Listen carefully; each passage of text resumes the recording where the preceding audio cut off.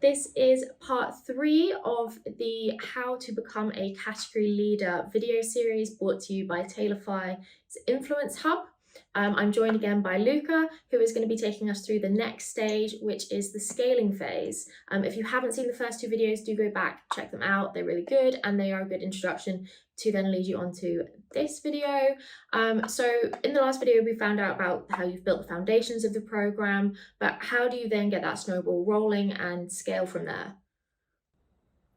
Yeah, of course. And I think that's a very interesting question because from my experience and what I've seen in the industry, it seems like this is something that a lot of brands and clients are struggling with because they're trying to, they're starting to invest in influencer marketing. They're realizing that it is a channel that is driving success for a lot of brands, but they're really struggling to see how it can work for them.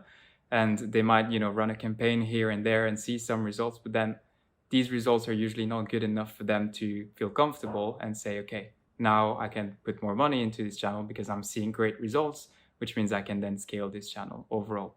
And a lot of brands and a lot of clients that come to us usually come with this problem, as in we've tried it, but we don't know how to scale it. How would you do it? So coming back to how we have engineered our programs, we basically have identified 3 different ways that you can scale your program, which is doing more of the same, but better, which is exploring new territories. And by territories, I'll explain, but I mean a lot of different things. And then it's actually integrating the influencers to your overall marketing mix. So it's, in a simple way, 3 things that you can do.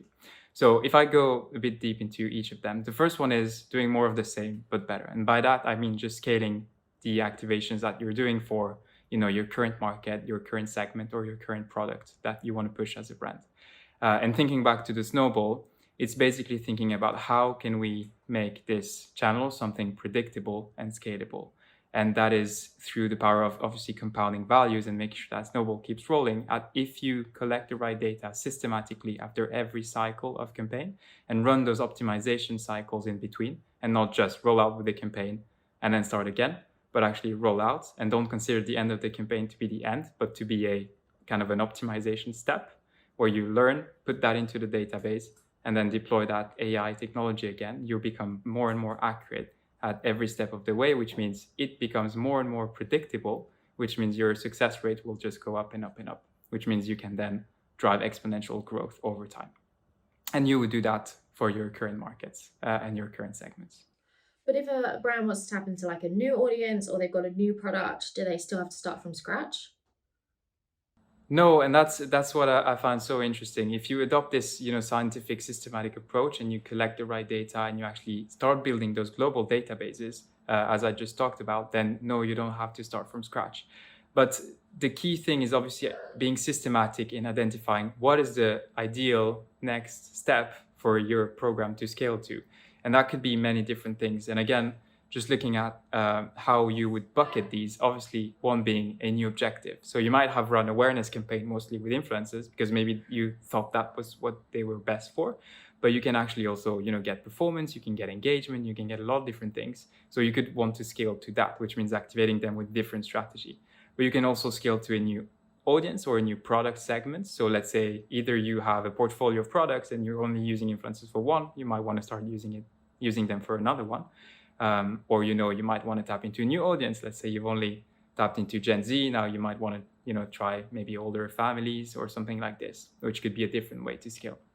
And the last thing is obviously scaling to a new market. So you might have done all of that, but only in the UK. You might want to tap into the US. You might want to tap into Germany. You might want to tap into many other different markets. And what is interesting is that you don't need to start from scratch again. And that's what I keep telling our clients is if you have all the data in one place, you actually start, learning that if you're systematic in using this data, you can actually take it from a segment to another, to a market to another, which means you're always a bit ahead of the curve. And if it took you maybe, 6 months or 12 months to reach a certain level of results in the market, the likelihood of it being shorter in another market is actually a lot higher. So that means it will take you less time basically to reach the same level of success in a new segment or market. But are specific learnings and patterns unique to each country? Can you really just take, learnings from, say, for example, England over to Germany? Well, that's also an interesting question that we talk about this a lot with our clients, because obviously there are a lot of differences. Like it's different markets, so obviously cultural differences are a big thing. And then for an objective, you obviously need a different strategy, which means can you actually take learnings into one from one to the other? And the short answer is yes, they're different. But you can take those learnings, because if you think about it, some of these data points and some of the learnings will be specific to a market, but some will be brand specific. So if you think back to the brand values profile, which I've defined, I think in a couple of videos back, you basically have that brand value profile, which will be the same across all the markets. So your brand will stand for those things. Then it's about just how you articulate that to be relevant to that market. But you know that if an influencer talks about your brand a certain way, then it should resonate with that specific audience segment. So there are always some learnings that you can take. That is for sure. I think one of the things we've also always heard about is integrated influencer marketing and using influencers at the core of a strategy of a business. Is this also a way to like scale? Yeah, of course. And actually that is a very interesting one as well, because if you remember the chats we've had a couple of videos back as well about shifting your mindset from amplification to validation, that's when it actually becomes even more strong when you do it this way. So there's a couple of things that you can do, and we hear a lot about how, you know, influencer marketing should be integrated. Obviously everyone talks about it now, so this shouldn't be anything new. But again, if you look at being a bit systematic in how you approach this, there's basically two ways that you can do it, which is the first one is paid amplification, which is something that you know, allows you to get the same message but with a bigger reach. So you can basically reach the audience that you're reaching with your brand message, with the influencer message, and make sure they get both. And if you think about it, with the validation thing, which I mentioned at the beginning, that is where you realize that full value, because you can make sure that audience segment has seen the influencer post saying, you know, Nike has the best running shoes, and then they get the Nike message saying, I have the best running shoe, which means they will trust it more, and you kind of prime them to receiving that ad. So incorporating influencers as part of your paid social strategy is actually a very, very clever thing and clever way to leverage the power of that validation. Then what you can also do is, obviously, it's no secret, influencers are amazing content creators, and you can really leverage those assets that they create for your campaign. So you will always have, you know, influencers that will stick out of a campaign and have this, you know, amazing, highly produced piece of content that will basically look like there was a full team producing like a TV commercial or something.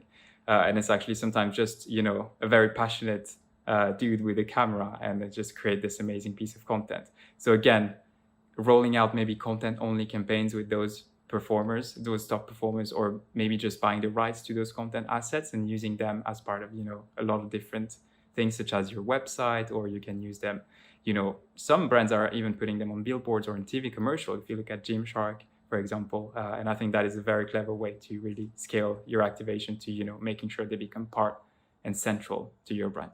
Yeah, I can think of a fantastic example by Awkward Film Guy, who did a fantastic video for our Monster Espresso video, which we can pop in here for people to take a look at and just see how incredible content creators can be when they're let loose with a brief. Thanks so much for that, Luca. That was our third video of the How to Become a Category Leader video series. We are now moving on to the Prosper phase. So when you get a chance, please do check out the next video to cap off all 3 steps of how to become a category leader through influencer marketing programs. Stay flat. And at the end of the day, make sure that, as we do at Tailify, you approach everything with a cold head and a warm heart, because influencers are people. So don't think of them as just a pure acquisition tool.